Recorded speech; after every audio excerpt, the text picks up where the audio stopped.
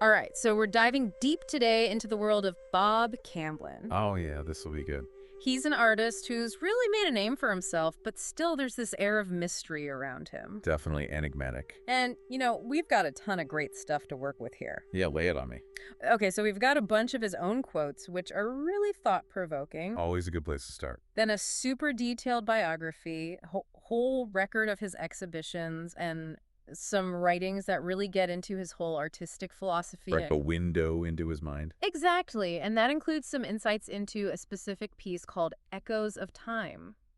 Oh, I've heard of that one. So our mission, I guess you could say in this deep dive, is to really get a grip on his artistic vision, like what was he going for? The big picture. Yeah, and to follow along with how his work changed over time. That evolution is always so interesting. Totally, and to unearth some of the deeper, maybe even surprising levels of his creative thinking. Seal back those layers. Exactly, so we can all walk away with a much richer understanding of this, iconoclastic artist. He really was one of a kind. Yeah, so right off the bat, what really jumps out about Camblin is this kind of contradictory way he sees the world. Yeah, he was always looking for the interplay between things that you wouldn't think go together. Totally. And he actually puts it into words beautifully in one of his quotes. Let's hear. He wrote, "I will stick with common sense and try for the perfectly average view of the universe.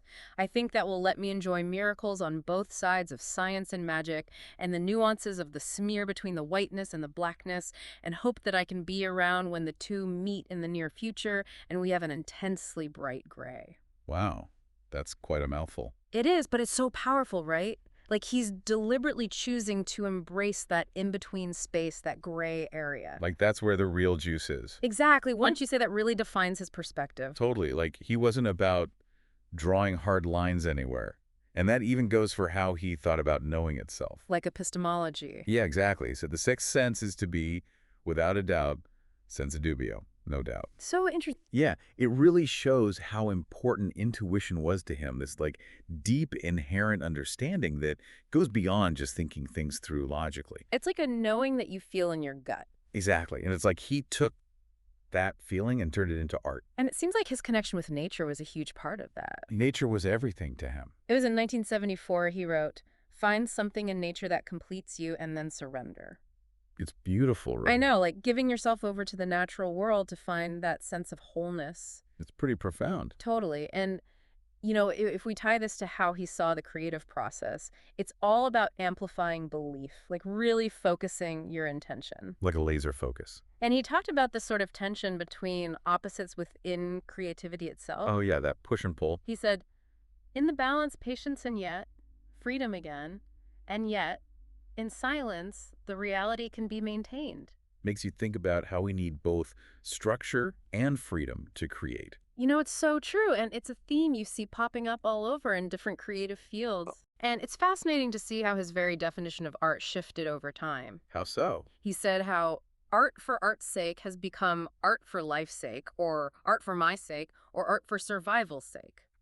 Interesting. Right. It feels like he's moving towards a more personal and maybe even urgent way of engaging with what it means to be human. His art became more and more about exploring the human experience. Exactly. And his ideas about thinking versus acting are super interesting too. Tell me more. Well, he said, "When you think, don't act.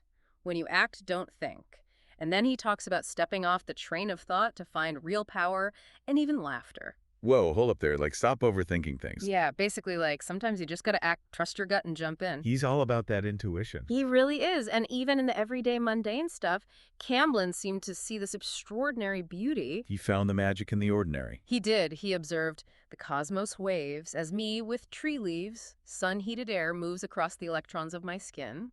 Sunlight reflects those greens, first white, then yellow-green, and in deep shadows blue. Wow, that's like looking at the world through a microscope. It's this intense awareness of tiny details, the play of light and shadow, finding something cosmic in the everyday. You can really see how those observations fed into his art. Oh, absolutely.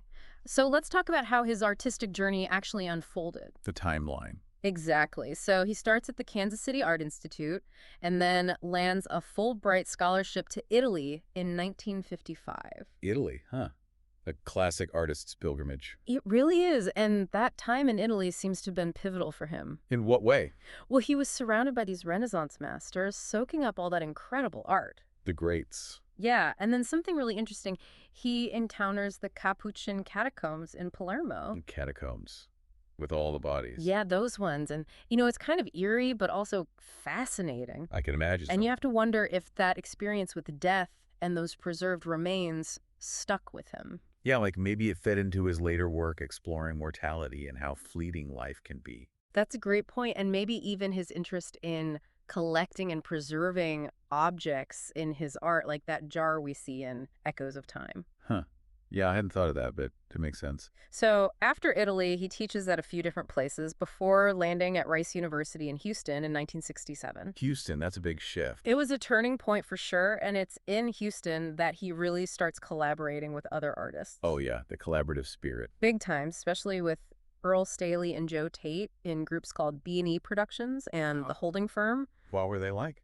They were known for these really experimental events and shows, like really pushing the boundaries of what art could be. Sounds pretty avant-garde. Oh, totally. And then get this, in 1976, Camblin just goes for it. What do you mean? He embraces a nomadic lifestyle. He's fully dedicated to his art, supporting himself through sales and commissions from his travels. Oh, that's dedication. Talk about commitment, right? And it's during this time, this constant movement and observation, that his artistic style really starts evolving. The open road fueling his creativity. Exactly, and he goes through these distinct phases. Like what? Well, at first there are these early works tackling social protest. Engage with the issues of his time. Then he moves into this really cool blend of social realism and non-objectivity, playing with human symbols and their power. A real mix of styles. But then the 1980s hit, and that's when we see his signature Musha's Volante style emerge. What's that all about? Okay, so you know how when you stare at a bright light and then look away, you see those dancing spots? Yeah, like floaters? Exactly. He called those Musha Volantes, which literally means flying flies. Catchy. Right? And he built entire compositions around that fleeting visual experience, creating this shimmering, almost unstable imagery using dots and dashes to trick your eye. Whoa, so he's playing with optical illusions. He is, and it's so cool because you can see influences from Dada, that rejection of traditional art, and surrealism, that deep dive into dreams. And even a bit of Escher and Dali in there. Absolutely, that playful manipulation of perception. It's like he's questioning the very nature of reality. Oh, for sure. And throughout all these stylistic changes, there are these recurring motifs that keep popping up. Ah, the symbols, the recurring themes. Yeah, like scarecrows, often inspired by Günter Grass's writing puppets, lobster shells, empty larva shells, and jars of water. Jars of water. What's the significance there? He saw them as representing turning stumbling blocks into stepping stones, like transforming obstacles into opportunities. I like that. And sometimes he would sign his work as Mr. Peanut or just anonymous. Adds to the mystery. It really does, right? And it seems like Camblin's goal was to go even further than the surrealists.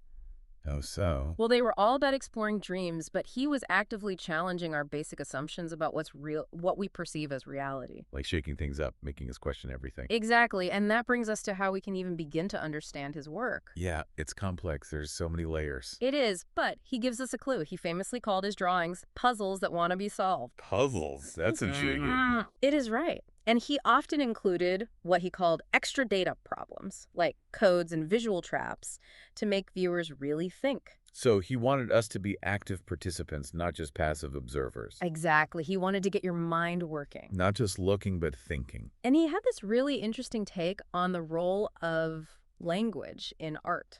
Like words versus images. Yeah, he believed that words could actually get in the way of that direct gut-level experience of a piece of art.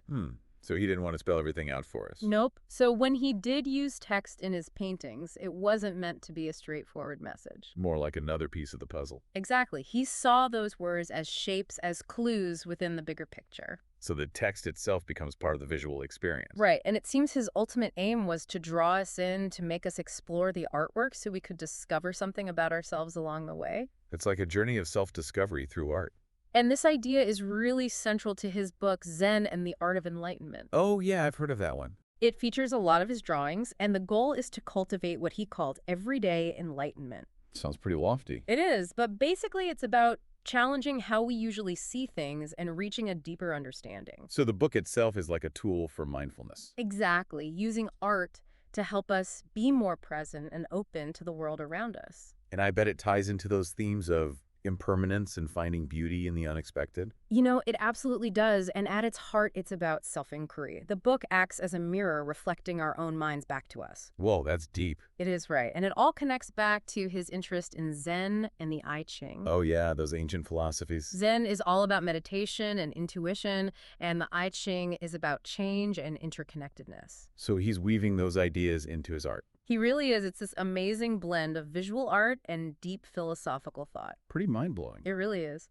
So now let's zoom in on one specific painting, Echoes of Time, to see how all of this comes together visually. Okay, let's take a closer look. So from the descriptions we have, it's a still life, but with this cool mix of see-through and solid objects. Like what?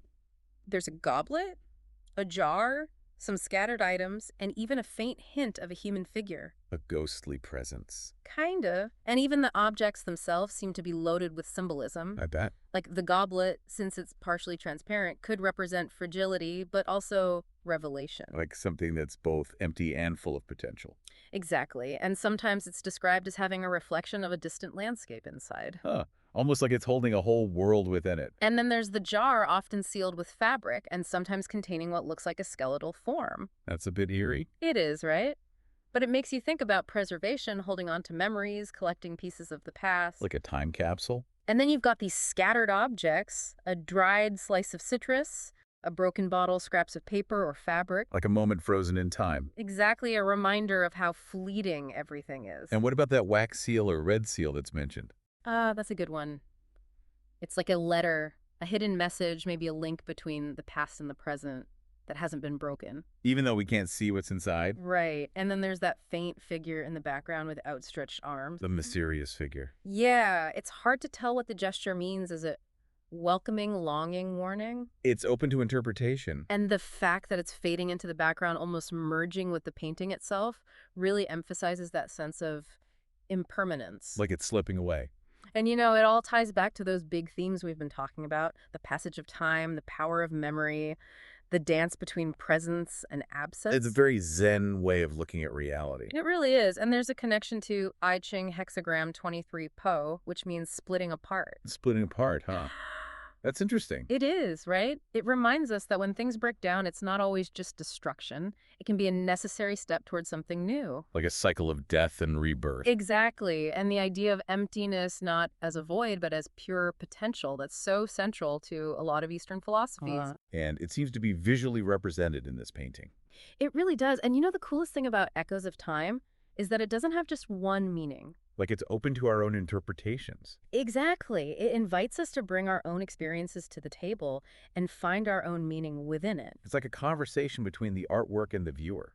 It is. And some people talk about listening to the art, letting the meaning emerge rather than forcing it. That's a beautiful way to put it. And those elements that are unopened, unspoken, unfinished in the painting, like the sealed letter, the ambiguous gesture, they make you think about those same kinds of things in your own life. Like what's left unresolved? What are we holding on to? Exactly. So all of this leads us to Camblin's legacy, the mark he left on the art world. Yeah. What's his lasting impact? Well, he's definitely remembered as this widely recognized yet enigmatic figure, even a mystical trickster figure. He sounds like quite a character. He really does, and his artworks are super sought after, but also pretty rare, which just adds to the mystery. Like they're treasures waiting to be discovered. And we've got some great quotes from other artists and collectors who knew him. Oh yeah, let's hear what they have to say. So Earl Staley, who collaborated with him a lot, said Camblin taught him the fundamentals of drawing and composition, things he uses every day in his own studio. Sounds like he was a great teacher. He was, and Penny Serling talked about how he was always questioning things, always curious, and how he loved these collaborative discussions that would lead to laughter and both perfect and imperfect solutions. He sounds like he was full of life. He really did. And then Carolyn Farb, a collector of his work, pointed out the personal stories woven into his art and the pure joy he found in creating. You can really feel that passion in his work. Absolutely. And, in his later years, He fully embraced that nomadic life, traveling all over, and eventually he just disappeared from the Houston art scene. Like a ghost vanishing into thin air. It's true, and it just adds to that enigmatic image of him. So mysterious. But ultimately, I think his work keeps resonating with people because it challenges us at a really deep level. Like it shakes us out of our comfort zone. It does. It makes us question what we think we know and really use our imaginations and find our own meanings in those visual puzzles he created. And that's a powerful thing. It really is. So, as we wrap up this deep dive, what are the key things you think our listeners should take away about Bob Camblin and his art? Well, first off, his whole philosophy was about embracing that gray area, that balance between seemingly opposite ideas. Like science and magic, logic and intuition. Exactly. And his artistic journey was all about evolution, trying new things, going from social commentary to those mind-bending mousches volantes, and always with those recurring symbols adding layers of meaning. And maybe most importantly, his work is meant to be interactive, like those puzzles he talked about. It's not just about looking. It's about thinking and feeling and discovering something about yourself along the way. Exactly. And even a painting like Echoes of Time with its seemingly simple still life setup has these profound layers about impermanence and the beauty of those in-between moments. It's all about looking deeper and finding the meaning that resonates with you. And we really hope this deep dive has given you some of those aha moments without feeling overwhelmed with information. We've covered a lot of ground. We have. So here's a final thought inspired by Bob Camblin's vision. I'm all ears. Take a moment to really look at an ordinary object around you right now. Anything. Okay, got it. Now, what hidden stories or maybe even potential for change does it hold if you see it beyond its everyday function? And really embrace the fact that it won't last forever. That's a good one. Right. So go out there and engage with the world with that same sense of curiosity and open-mindedness that Bob Camblin had. Channel your inner Camblin. Exactly. I like it. Thanks for joining us on this deep dive into the world of Bob Camblin. It's been a real pleasure exploring his work with you. Me too. Until next time. See you then.